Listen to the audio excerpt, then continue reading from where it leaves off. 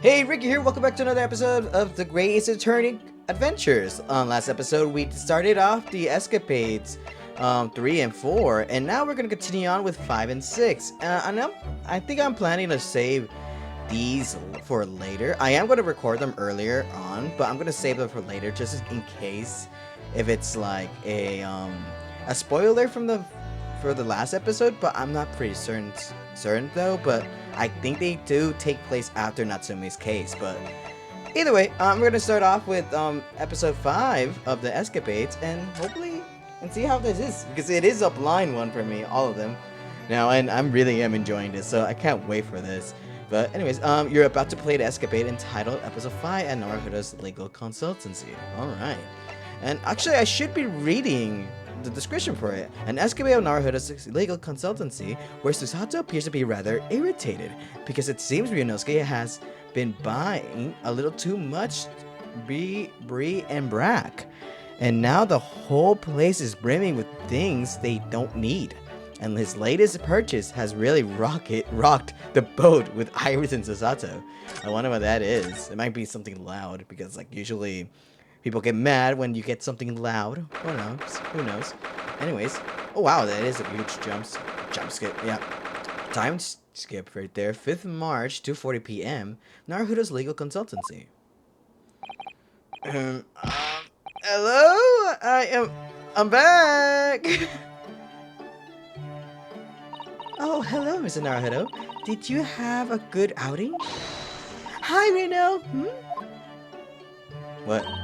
What's the matter? Your eyes are so big as dinner plates. Iris, I wasn't expecting to see you here. Why are you here? Why are you in my room, even though you live here? I made some tea, Mr. Naruhodo. Would you like a cup? A cup or two? Yes, definite tea. Why is he being awkward? Why is he being awkward? Usually he doesn't make jokes like this. Iris is like, I deduced it. I know what you're up to. She just, alright, Reno. What's going on? You're acting extremely strange, Lee. What? Me? No, not at all. I'm as normal as normal can be. Normal tea itself, see? Not again, Mr. Naruhodo. Ah! Sorry? Not what again? What do you mean, Susie? I think you already know, Iris, because you're that good of a detective than freaking Sherlock Holmes. Whenever he goes out on his own lately, he always seems to come back with a peculiar new purchase. Peculiar? Peculiar? What's peculiar about the things I bought? You seem to think that anything British is a curio you simply must have. You keep buying items of bric-a-brac. What the fuck is that? I think it's something bric-a-brac, I don't know. Even though you don't know what they are.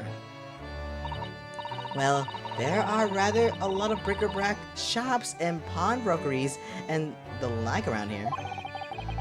It's when I've been to Large Strongcar to give my weekly report, I'm always so nervous beforehand. And you think buying stuff will just like relieve stress? If anything, it just makes me more stressful, because like, oh god, the money, where's it going? On the way home, I just found myself in those shops and yes, alright, I can't deny it. I bought something. You're right, you can't deny it, because your eyes are wider than ever. Plus, don't you know that the money is for you for food and living expenses while you're buying some other stuff that you shouldn't be buying? You really ought to put up a warning sign about them. They're bigger than some potholes around here. But that's why it's hard to resist things in the bric-a-brac shop. It's all so cheap. I don't think that's just because it's cheap doesn't mean you should buy it. I'm just saying, do you have any use for them? Like, what if they're not even that useful and not even good enough to be a decoration? Mr. Scholes just has given me lots of useful advice about how to pick out the real bargains. You must remember, Nuno, that Hurley likes to have fun with you. Take his advice with a big pinch of salt. Well, that's true. That thing he told me was a pot stand wasn't a pot stand at all. But I never have guessed it was a collapsible, collapsible top hat. Wait, what the fuck? Really?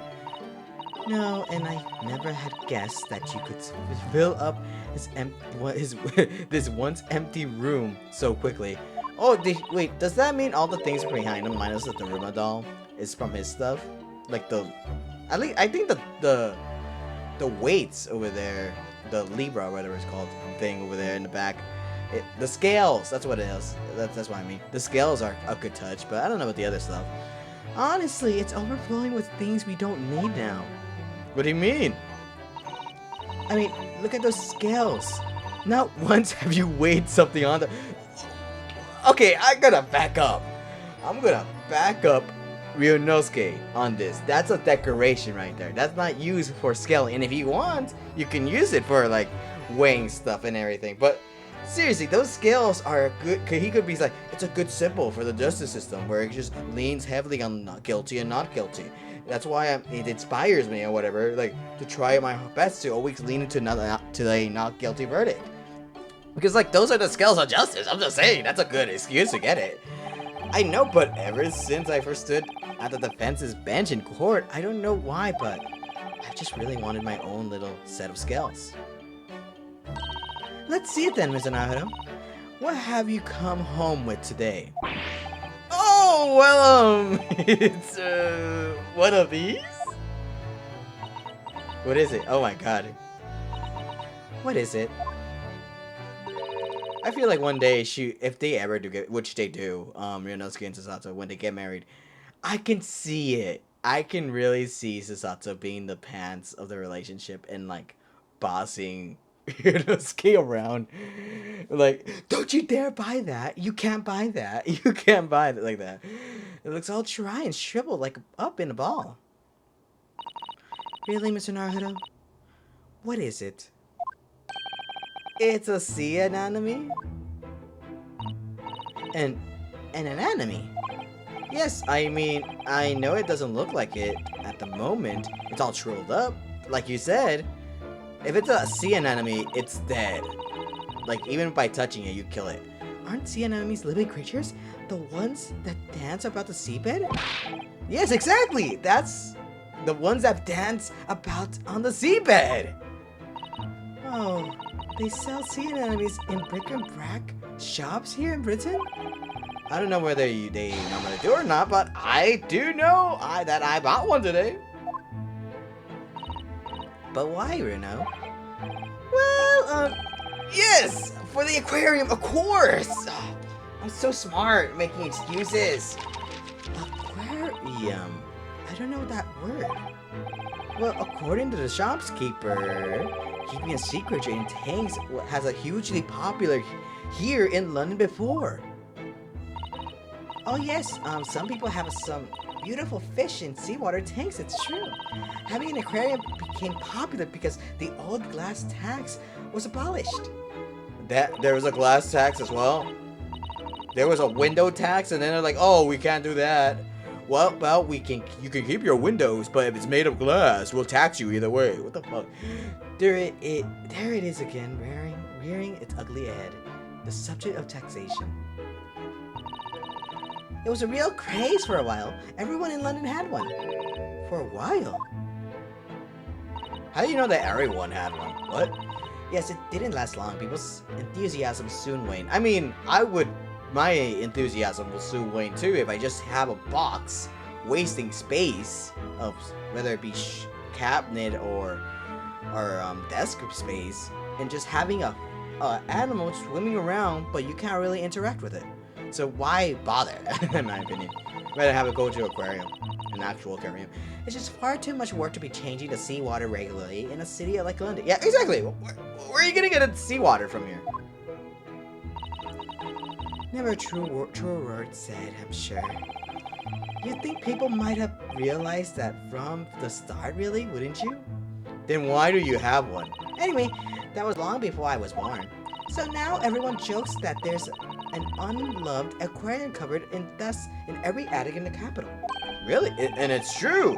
There's one in this attic too? When I told the man in the bric-a-brac shop about it, he was he had these words of wisdom. He said, "That's why this is the age of the sea anemone." And that made a lot of sense to me. My god, he did his voice perfectly. It made sense to you, did it? But Bruno, this anemone is completely dried up. You just need to soak it up water overnight, and it'll be as good as new. That's what the man said. He sounds like Crazy Dave.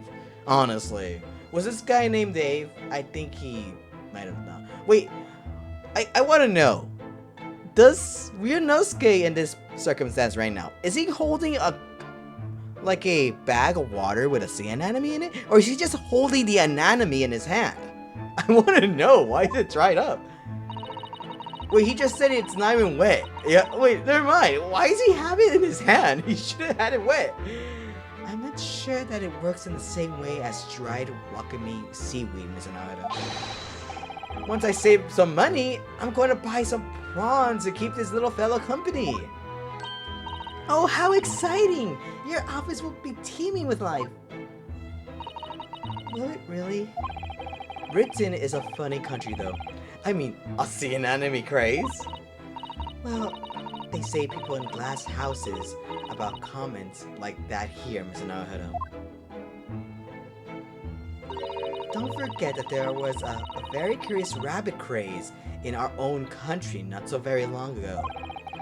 A mortifying chapter that the people will try to erase from the history books of hundreds of years from now, I'm sure.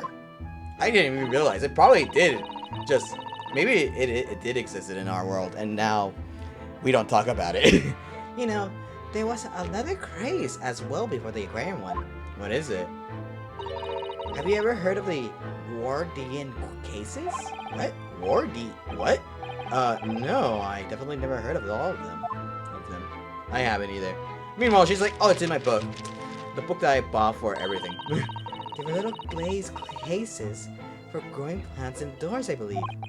Oh, I see. For plant lovers who raise their favorite tropical plants. I don't think it's tropical, it's just regular plant. That's right. Like different types of ferns. Ferns? Isn't that the name of a Disney character? Or who makes stuff, like mechanical stuff? I don't know. Anyways, do you mean those rather dull plants with lots of fronds for leaves? And Ricky, don't you mean that one show called Phineas and Ferb in Disney? Yes, that's what I meant. They're not dull at all. Ferns are lovely plants. I think people wanted to recreate the exotic foliage of the tropics in their own homes. So they grew ferns.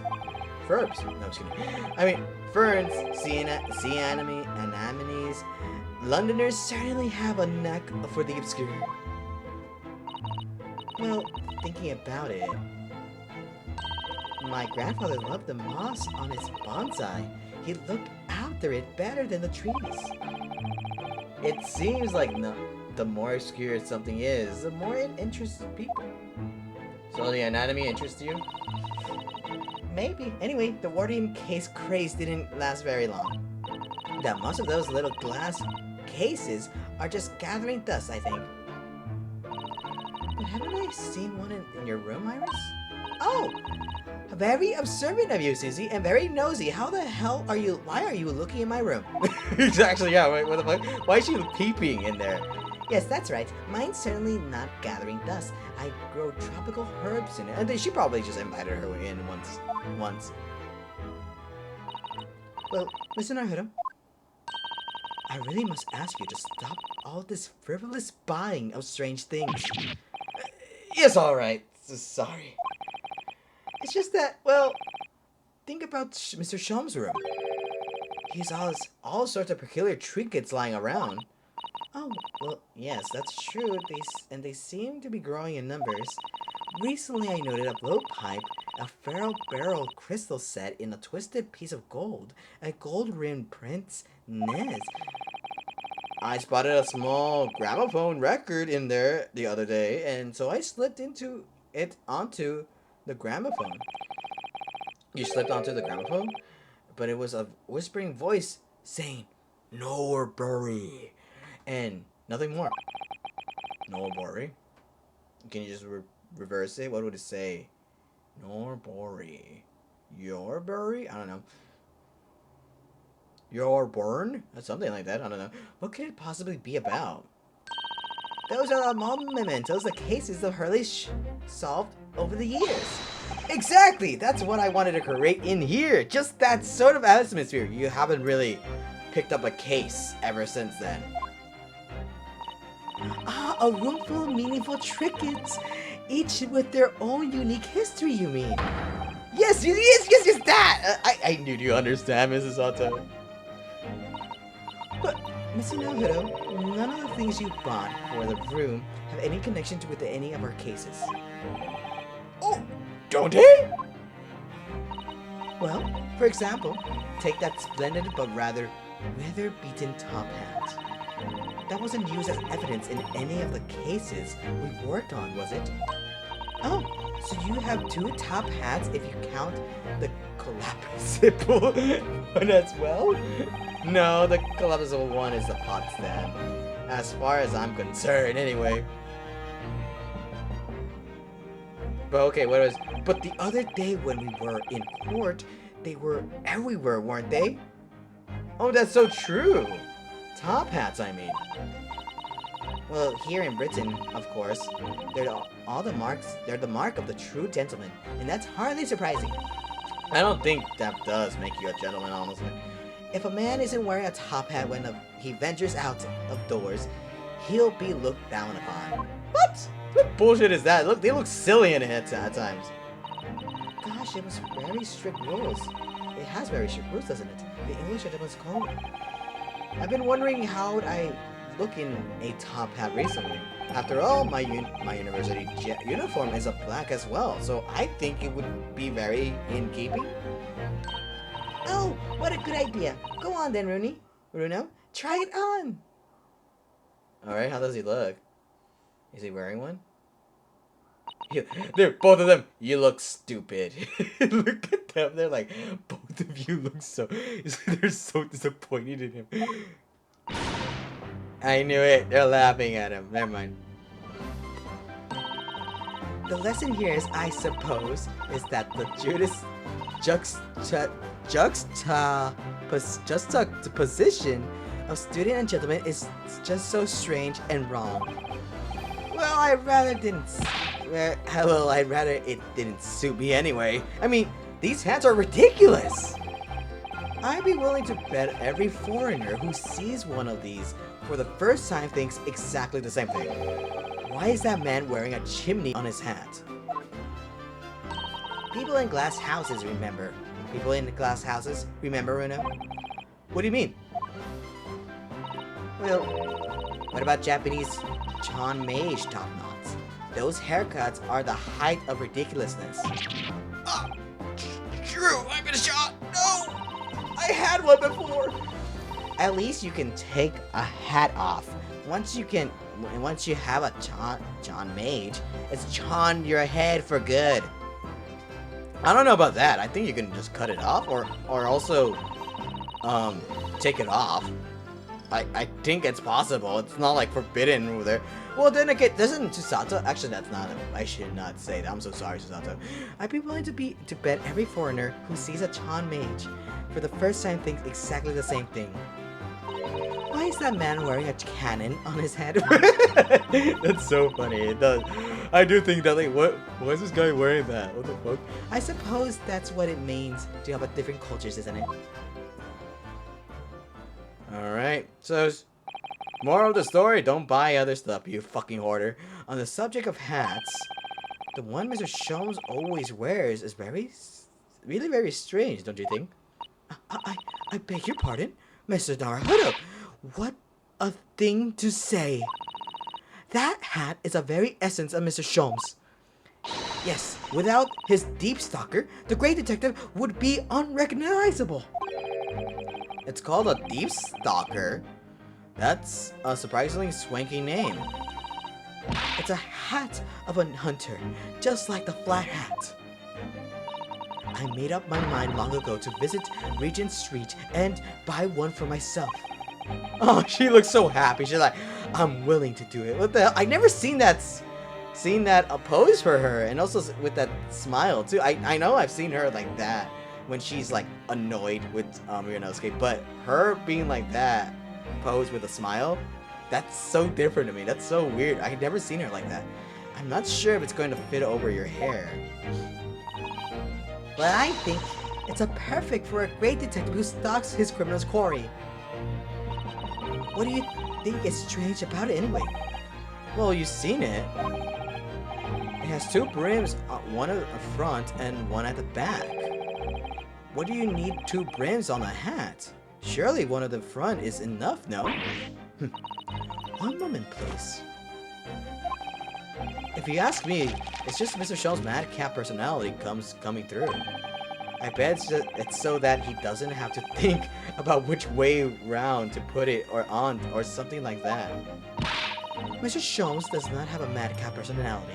He always has a clear head. No, he does not. Okay, you're lying to yourself, Sato. He does not have a clear head. Sleepwalkers were made for hunters who had to hide in thickets when they were stalking their prey. The brim at the back was designed to stop the stalks of plants scratching the backs of their necks. Oh, so that's the reason. Thank you, Iris, for educating us. Mr. Shows doesn't spend a lot of time in thickets, though, does he? Well, no, that's true.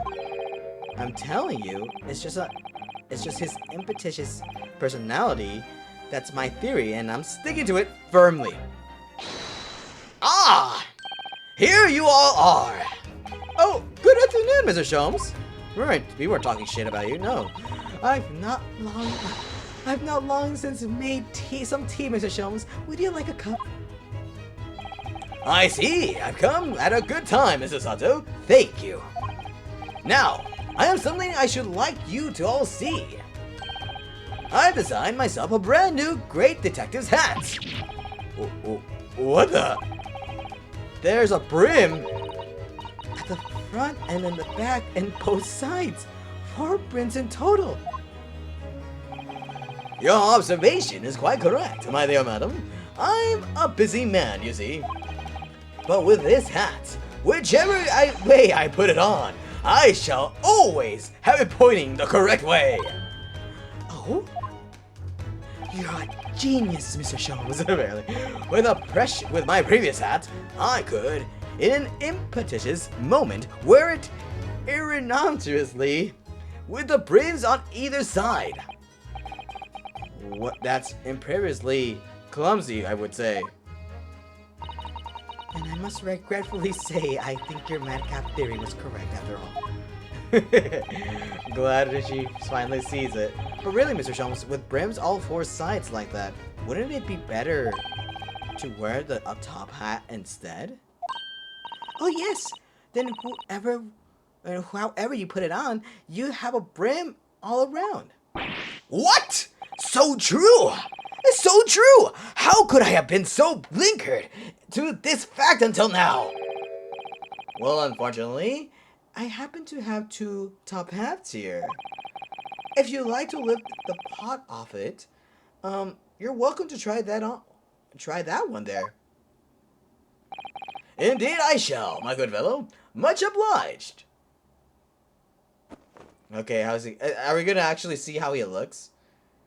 Oh, they're gonna laugh at him. I knew it.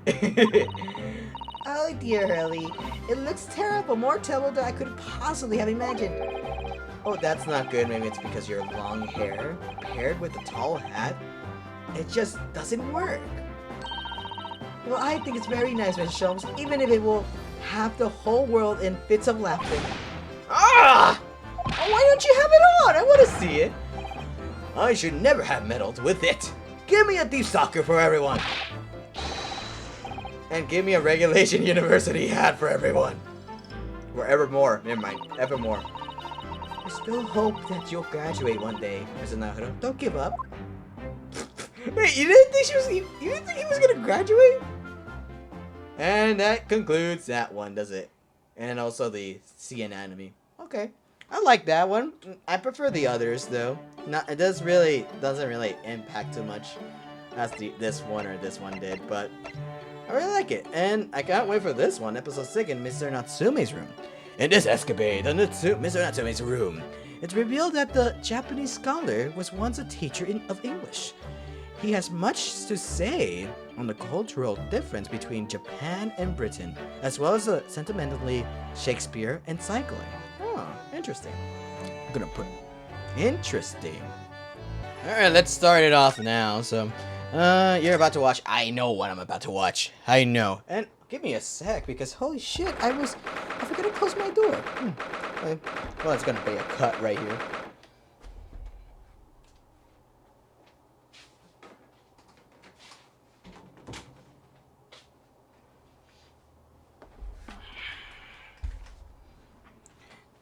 February 23rd, 6:09 p.m. It's in Natsume's room. So, still messy as always. I thought he was gonna leave. Wait, February 23rd? We just went back in time? Question mark? What the fuck? Okay, so, Mr. Natsume. Why wasn't this an earlier one then? Are you really returning home to Japan? Yes, indeed I am. Everything is arranged already. And oh, Iris was, we'll be sad to see you go. You barely know him. And after Runa worked so hard to prove your innocence as well. What a shame. It feels like it was, all a wasted effort. Oh my god. Don't say that! I know what you're suggesting. Now calm down, Mr. Natsume. It's all fine, really. You are in good company here, sir. If you fear the Reaper, you needed to hide the fact. I am a proud citizen of the Empire of Japan. I am not a scaredy cat. I don't know. I think you are. Talking of cats, Mr. Sholmes just casually threw one among the pigeons there. Wait, he threw a cat on the pigeons? Huh? A man like me belongs in Japan, not here. That's what I've come to realize. I wonder. A mustache such as yours is eminently suited to London, I would say. There goes Mr. Sholmes throwing another cat in. The moment I arrived in this city, I noticed. Everyone in London laughs at me behind my back like hyenas. Hysterical hyenas howling horribly. I'm sure that's not true, Mr. Natsume. Oh, but it is. Whenever I turn around and peer down the fog-filled streets, all I see is foreigners everywhere.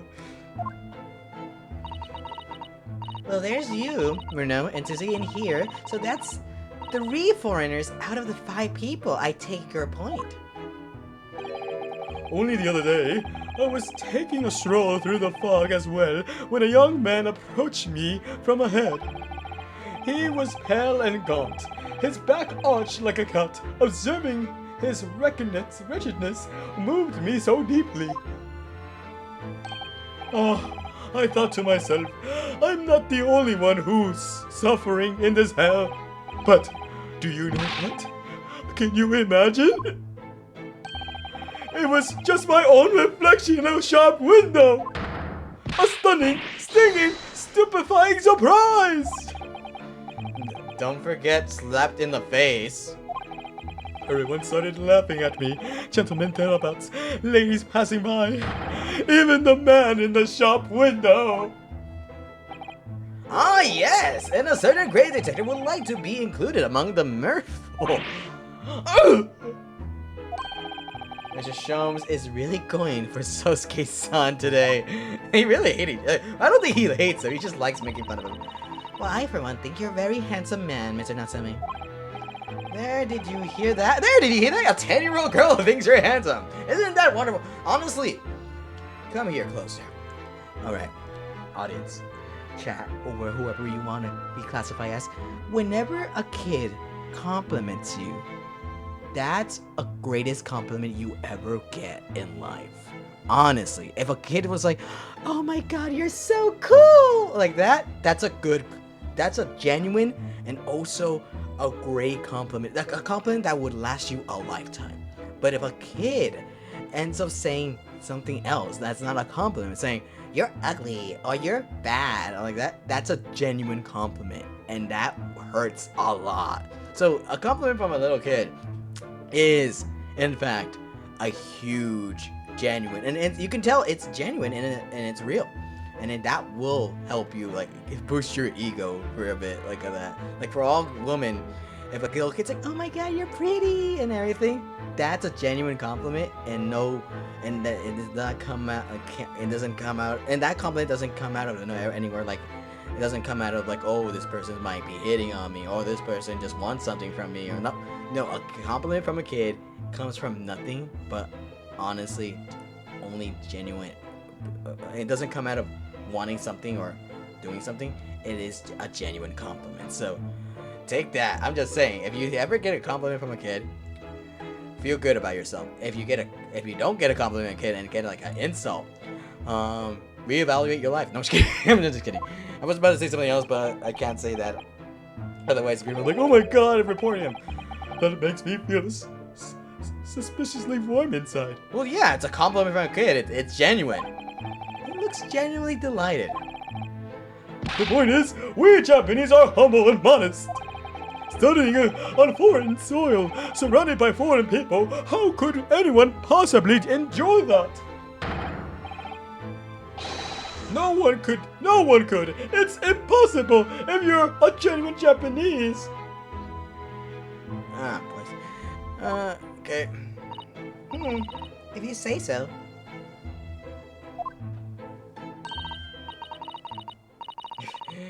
Actually, it would appear that there is someone. Wait, what? There is someone. A Japanese man who studied in a foreign country and seems to have thrived on the experience. Your dad? There is? Yeah, isn't it your dad? Yeah, your dad. It's your dad, right, Susato? He came here. Mr. Orgai Mori. Orgai Mori? The fuck? I believe he's studying in Germany. Mr. Mori, hooray! Tell us more about the fellow.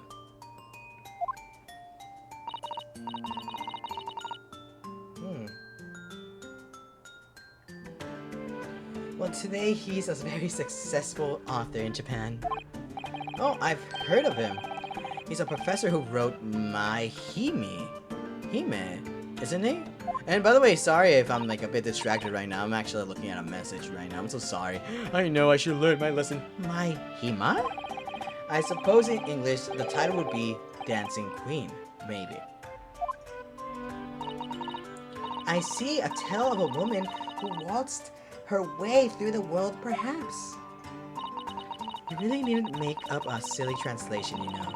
It's already officially called the Dancing Girl in English. Really? But if it's Japanese, they pronounce it a Dancing Queen, but why? Alright, whatever. It seems Mr. Mori greatly enjoyed his time in Germany. He became close to the local lady while he was there. Close, you say? With a local lady? Okay, Patriots, criminally contradictory conduct! Well, I suppose your experience of studying abroad depends on the large extent of your character. As they say, I wish I wasn't only many men, many minds. Yep. Mr. Mori, what has an open mind, Mr. Natsumi? And Mr. Natsumi, a closed one. Possibly a slightly black and white view, do you think, Mr. Sholmes? Well, anyway. If that's how you feel like being abroad, why did you choose to study here? Wasn't it to further our nation's understanding of the English language or something? Wasn't it to further? Oh, okay. By the way, sorry about the cut because I had someone knock on my door. And not no complaining either. It's just my mom, my parents were just wanted to talk to me. Yes, that's alright. So what were you doing in Japan before you came to Great Britain then? I was a school teacher of English, of course. Wait, what? You were teaching English, but you didn't want to come here to learn English? A bit of curiosity, perhaps, but I've managed to discover that some information about Mr. Natsumi's teachings days. Wait a minute, in that book? What the fuck? That's weird, really weird. That's just a little outside of the field of law, isn't it, Mrs. Otto? Well, let me pose a question. You a question, Mr. Naruto. If you had to translate the English phrase "I love you" into Japanese, what would it become? That's easy. I don't want to say it, but Aishi teru, Aishi teru, or Suki desu. I don't know if someone who's watching this who knows a bit Japanese if I pronounce it right or not, because I really don't want to pronounce it incorrectly. So, wrong. According to Mr. Natsume's teachings, at least. What? Would you like to explain, Mr. Natsume? Yes, of course. Your research was very thorough. I always used to tell my students that we Japanese don't express ourselves that way. Rather, we might say, Suki ga kirei desu ne. My dear Mr. Natsume, I must interject. Suki ga kirei desu ne would translate to "The moon is beautiful, isn't it?" Yep, I can't believe that. I can't believe that they made a huge connection of, not a huge connection. I know he's a reference to the actual real person named Natsume Sosuke, Sosuke Natsume. But I did not think they were just completely gonna use him straight up in the game. That is just him. Okay, never mind. I know that. The point is that we Japanese are reticent when it comes to expressing our emotions. Plus, I feel like I also heard that when saying "I love you" isn't really too strong enough in Japanese. So that's why it's like, oh, the moon is beautiful, isn't it? That means I love you. But also when saying thank you, it's also another way of saying I love you to the person, because if I read this right, back in Japan, a lot of people don't really say thank you unless if it's from the heart. So we prefer to show our feelings of adoration, our suki, by appreciating the beauty of the moon. The suki. The suki. Yeah. Using the suki to express suki is an amusing play on words. I see. No! Or in language you might understand better, bad sherms. It's not a play on words, it's subtle and humble, it's fleeting and beautiful, it's art! Isn't it just being shy? Well, technically it is, but it still is romantic regardless. Because you're basically saying the moon is beautiful, isn't it? But sometimes when people say that, they say it to the next to the person that they love.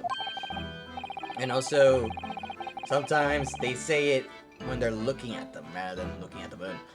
Ah, my dear fellow, the foreign dancing girl will forever be out of your reach with such an attitude. And well, I think here in Britain you have to be bold, more like it. Imagine how the great Mr. Moray would act. He would win the lady's heart in a flash with a well-placed and unrestrained "I love you."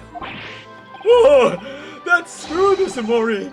I am I destined to show in his destined to live in his shadow of fear forever. I mean, just what sort of man is he in that imagination of yours?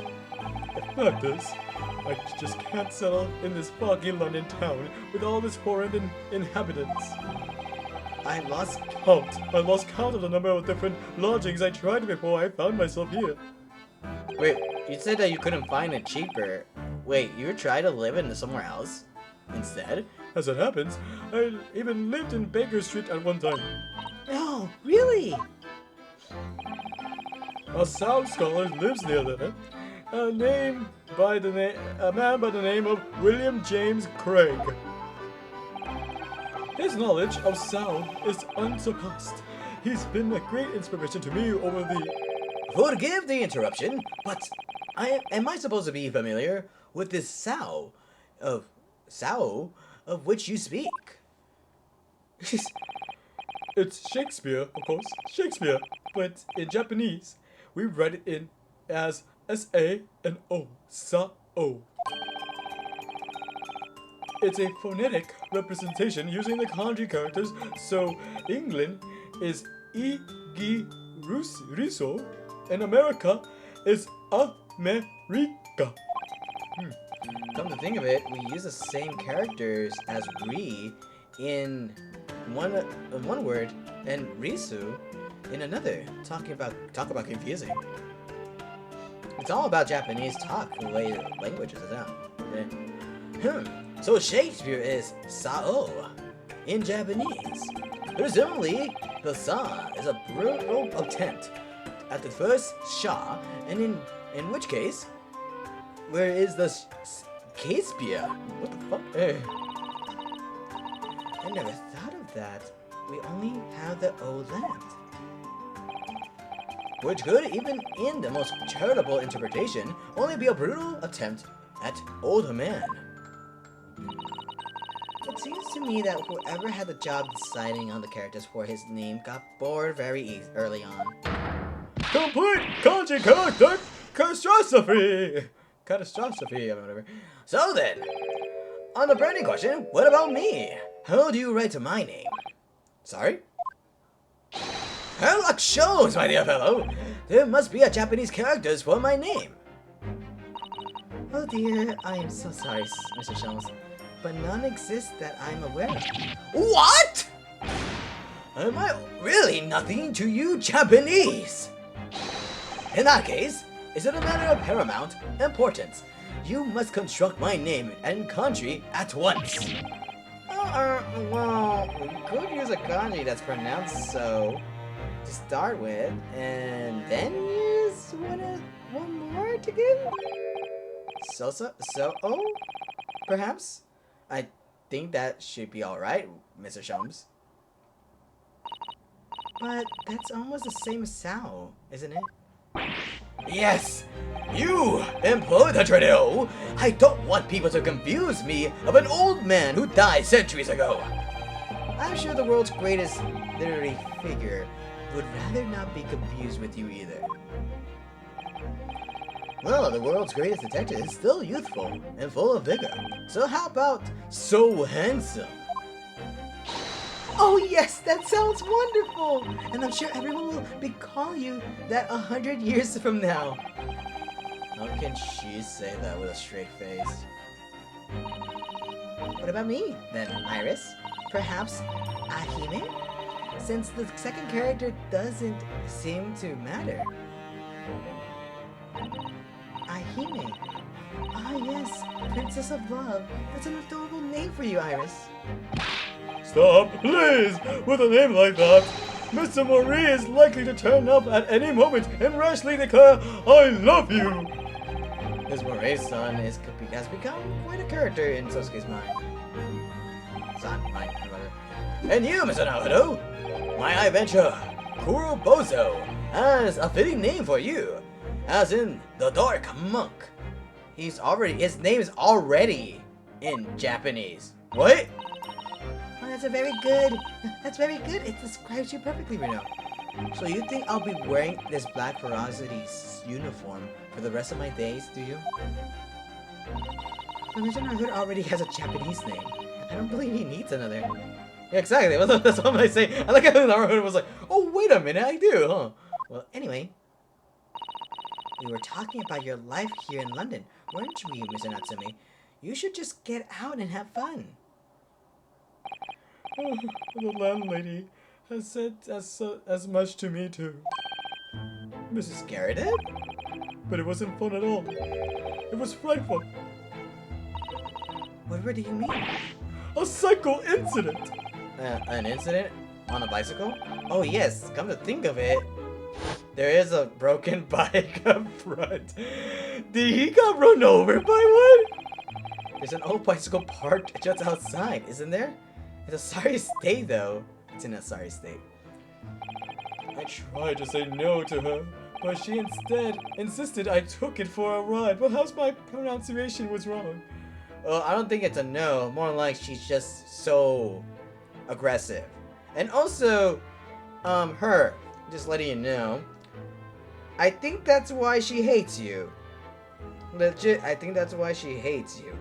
Because you broke her bike. I think that's why. Okay, that makes sense. No wonder she became so racist towards him. It's because he broke her bike. So I took my life in my hands and attempted to ride that steel spider-webbed stallion in a nearby park. I like he called it a steel side spider web. I really don't think there's anything wrong with your pronunciation. I don't think there's anything wrong with your pronunciation, Mr. Natsumi.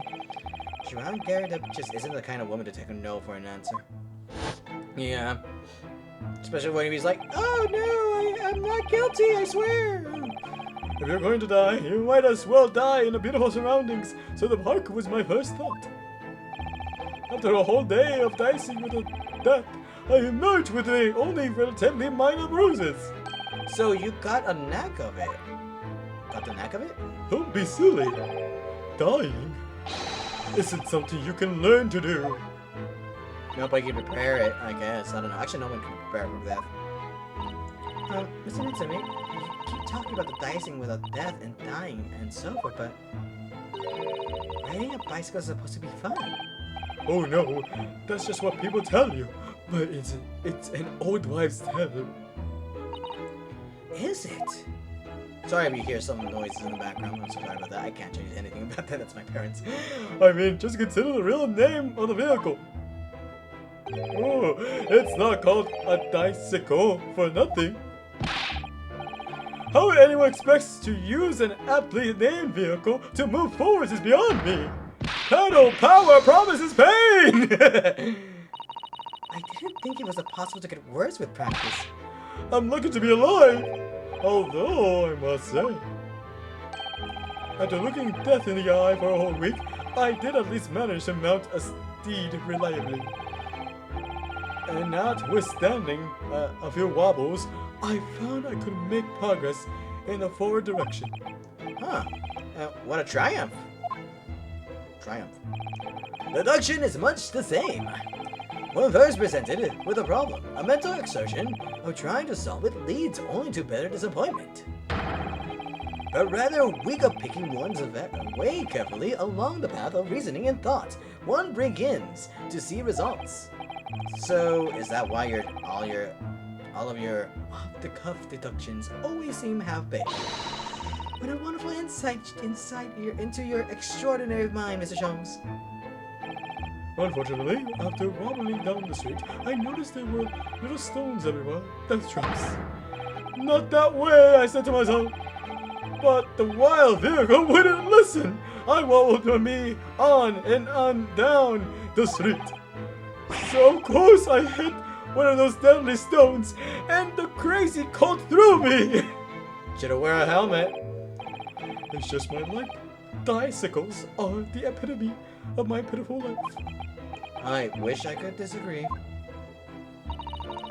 On the same subject, I'm sure there's a famous American author who has written about having a similar experience. Oh yes, I've read that essay too, Iris. Some of us are better read than others. Well, no more bicycles for me. Oh, Matsusami, at least you have an interesting antidote to take with you back to Japan, if nothing else. You always manage to put a positive spin on things, don't you, Mrs. Sato?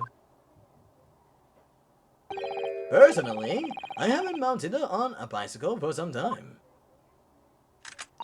No, me neither. Really? Why did I push that button? I was supposed to press X. Come on. That's good. So how about a jaunt? We shall all ride out together. Oh? That sounds great. I'll perch behind Mrs. Sato. But the sun is going down. It's all pitch black before we hung. London street lamps are very bright, you know, and the fog isn't too thick today. And my beloved ride is all bent out of shape. My dear fellow, if you are bound to topple the vehicle anyway, it's fitting that it's already bent out of shape. It's settled then. Come along, Mr. Natsumi. Shall we go?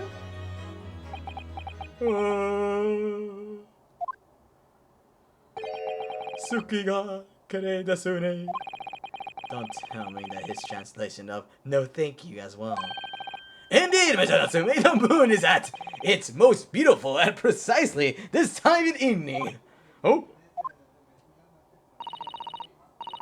We're not Japanese. You can't beat around the bush with us. I love that. Oh, you have to. what a weird and wonderful world! He's crying because he feels happy to be included, I guess. Well, yeah, I think that's it. Oh my god, I thought it was gonna be more dramatic than that because after all, Mitsu Natsumi is a bit of a drama queen, at times. So, but yeah. Anyways, thank you so much for watching. In the next episode, who knows? Maybe I'll do another one of these. I'll record this one beforehand, and decide whether to post it after or before the new episode. But if not, then I'll probably see you in the next episode of the Great Ace Attorney of the believe the name is called, nope, that's the wrong one. Load The Adventures of the Unspeakable Story. So until then, have a great day. Goodbye. What does this button do?